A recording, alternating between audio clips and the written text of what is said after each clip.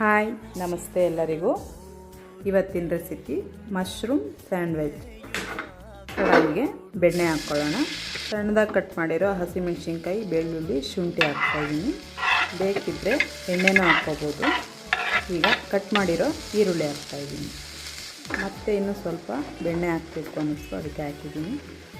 ಆಮೇಲೆ ಈಗ ಸಣ್ಣದಾಗಿ ಕಟ್ ಮಾಡಿರೋ ಮಶ್ರೂಮ್ ಹಾಕ್ತಾಯಿದ್ದೀನಿ. ಹೆಂಚನ್ನ ಕಾಯಕ್ಕೆ ಇಟ್ಕೊತಾ ಇದ್ದೀನಿ. ನೋಡಿ, ಈ ಥರ ಮಶ್ರೂಮ್ ಎಣ್ಣೆ ನೀರು ಬಿಟ್ಕೊಳ್ಳುತ್ತೆ. ಆ ನೀರೆಲ್ಲ ಬಿಟ್ಟು ಡ್ರೈ ಆಗಬೇಕು. ಈಗ 2 ಪೀಸ್ ಬ್ರೆಡ್ನ ರೋಸ್ಟ್ ಮಾಡ್ಕೊಳ್ಳೋಣ. ಅದು ಒಂದೇ ಸೈಡ್ ರೋಸ್ಟ್ ಮಾಡ್ಕೊಳ್ಳೋಣ. ಮಶ್ರೂಮ್ ಈಗ ಡ್ರೈ ಆಗಿದೆ. ರುಚಿಗೆ ತಕ್ಕಷ್ಟು ಉಪ್ಪು, ಪೆಪ್ಪರ್ ಪೌಡರ್, ಚಿಲ್ಲಿ ಪೌಡರ್ ಚೆನ್ನಾಗಿ ಮಿಕ್ಸ್ ಮಾಡಿ, ವಿನೆಗರ್ ಸ್ವಲ್ಪ, ಸೋಯಾ ಸಾಸ್ ಸ್ವಲ್ಪ ಹಾಕಬೇಕು. ಈಗ ಪಕ್ಕದಲ್ಲಿ ಇನ್ನೊಂದು ಕಡಾಯಿ ಇಟ್ಕೊಂಡು ಅದಕ್ಕೆ ಸ್ವಲ್ಪ ಆಯಿಲ್ ಹಾಕಿ 2 ಮೊಟ್ಟೆ ಹಾಕ್ತಾಯಿದ್ದೀನಿ. ಜೊತೆಗೆ ಸ್ವಲ್ಪ ಹಾಲು ಹಾಕಬೇಕು.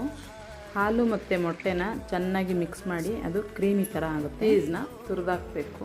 ಚೀಸ್ ಸ್ಲೈಸ್ ಹಾಕ್ತಾಯಿದ್ದೀನಿ. ಇದು ಚೀಸು ಎಷ್ಟು ಹಾಕ್ತೀವೋ ಅಷ್ಟೇ ಟೇಸ್ಟಾಗಿರುತ್ತೆ, ಮತ್ತು ಬೆಣ್ಣೆನೂ ಅಷ್ಟೇ ಜಾಸ್ತಿ ಹಾಕಿದಷ್ಟು ಟೇಸ್ಟ್ ಇರುತ್ತೆ. ಸ್ಯಾಂಡ್ವಿಚ್ ತಿನ್ನೋದು ರೆಡಿಯಾಗಿದೆ. ಸಂಜೆ ಹೊತ್ತು ಮಾಡ್ಕೊಳ್ಳಿ, ತುಂಬ ಚೆನ್ನಾಗಿರುತ್ತೆ. ಇಲ್ಲಾಂದರೆ ಬ್ರೇಕ್ಫಾಸ್ಟ್ಗೂ ತುಂಬ ಚೆನ್ನಾಗಿರುತ್ತೆ. ಎಲ್ಲರೂ ಟ್ರೈ ಮಾಡಿ.